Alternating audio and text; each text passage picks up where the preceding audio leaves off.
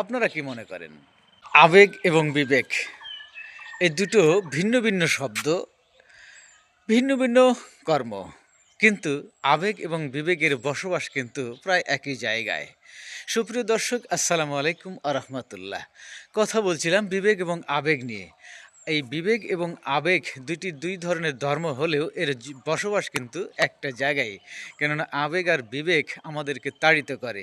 আবেগ ছাড়া যেমন আমরা চলতে পারি না, বিবেক ছাড়াও আমরা চলতে পারি না। শুধুমাত্র বিবেকের বশবর্তী হলে আবেগটাকে মেরে ফেলবো আমরা। আর যদি শুধু আবেগের বশবর্তী হই, তাহলে বিবেকটা মারা যাবে। বিবেক চলে গেলে আমরা কর্কশ হয়ে যাই, আমরা নষ্ট হয়ে যাই। আবার আবেগটা যদি আমরা হারিয়ে ফেলি, তাহলে আমরা কর্কশ হয়ে যাই। তাই আবেগ আর বিবেকের সমন্বয়ে আমাদেরকে জীবন গঠন করতে হবে। আর এটি পারলেই আমরা মনে হয়, আমার যেটি ধারণা, আমরা সুন্দর জীবন লাভ করতে পারি। আপনারা কি মনে করেন?